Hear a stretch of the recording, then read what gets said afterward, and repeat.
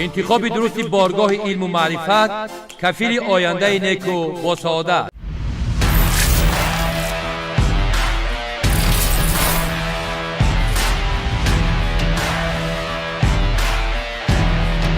انتخاب من دانشگاه ملی تاجیکستان.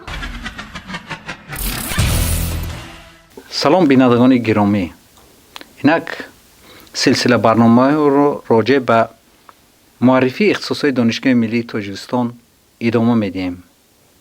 شرایط معاصر و دوران استقلالیت تقاضا دارد که متخصصان باید زباندان باشند.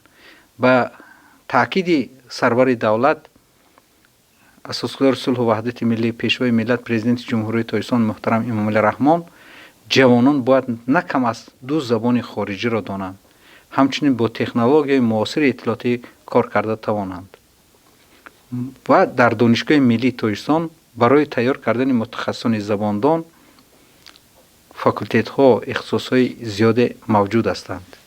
امروز ما با استودیو دیکن فاکولتیت زبان های آسیا و اروپا نامزد علم فیلولوژی دوچنت شادمان سیدعلی زاده را دعوت کردیم تا درباره شرایط های در فاکولتیت زبان های آسیا و اروپا موجود بوده به بینندگان و داوطلبان معلومات دهند. نخست ما شما را خیر مقدم میگیم به استودیو. تشکر زیاد استاد محترم. و طوری که از سلسله برنامه‌های ما آگاه هستید، من نخست میخواستم شما اختصاص‌های فاکولتیت را برای بینندگان و داوطلبان معرفی کنید. در فاکولتیت زبان‌های آسیا و اروپا کدام اختصاص‌ها هستند؟ از روی کدام اختصاص‌ها شما متخصصان را آماده می‌سازید؟ سلامت باشین.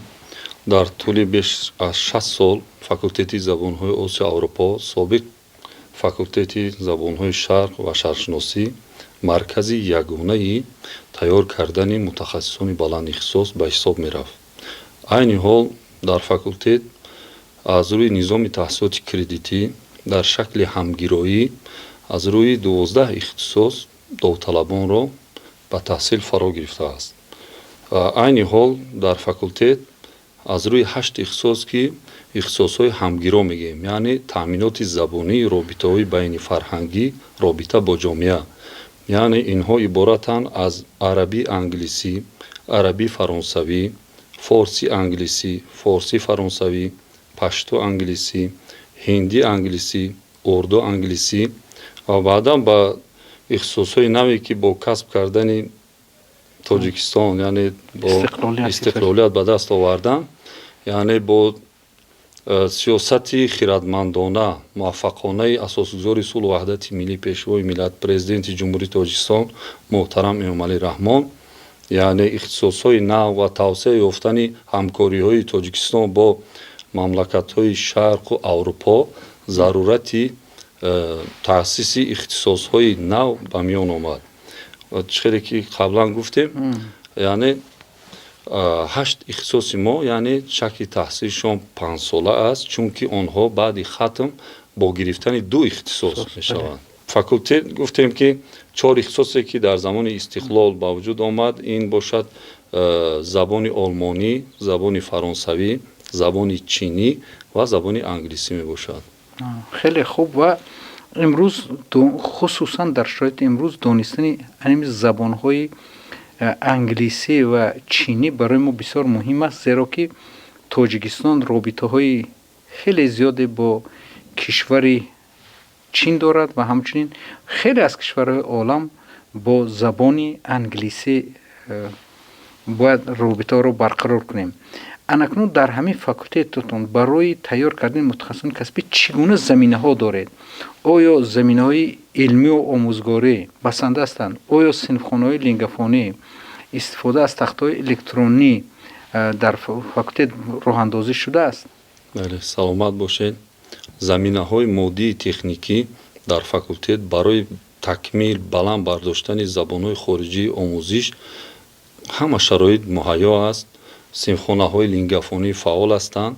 همزمان پروفسوران وابسته به سمت‌ها، محفل‌ها و درس‌های عملی خیش رو می‌گذرانند. با مانند سید رحمان سلیمانوف که در سمت آماده نمودن عرب شناسان дар самти забони форсӣ профессор Умар Сафар, ва дар самти ҳиндушиносӣ бошад Ҳабибулло Раҷабов, ва дар самти забонҳои англисӣ бошад Абдусалом Маҳмадназаров.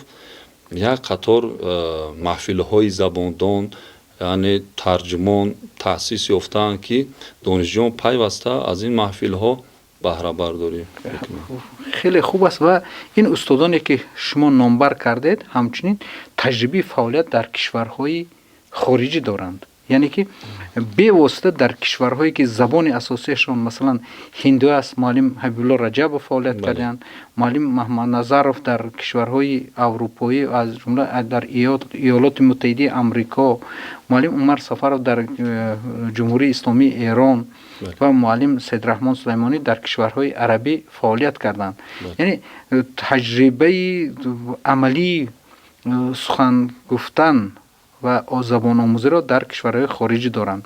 این خوب است و من باز میخواستم دانم که شرایط های مادی چگونه هستند؟ صنفخانه‌هاتون آیا مجهز با تکنولوژی معاصر هستند یا نه؟ بله، در شرایط امروزه ما صنفخانه‌های دارای لینگافونی و ویدیو پروژکتورها، تخته‌های الکترونی و چیزی که شما قبلا قید نمودید ابراز داشتید، یعنی ما تبادل استادان و آموزگاران را خیلی خوب براه مانده شدگی است که چیزی که شما گفتید با ایالات متحده آمریکا، با دانشگاه‌های اکسفورد، کمبریج رفته، در آنجا استادان ما تکمیل اختصاص گذاشته ایستادند و از آنجا نیز ما استادان دعوت شده داریم به مانند احمد صدف مشتاق از جمهوری هندوستان که در رشته هندوشناسی و زبان هندی، بعدا از دولت فرانسه با تشبث دانشگاه اینالکو یعنی دفنه سیای آموزگار با مدت 6 ماه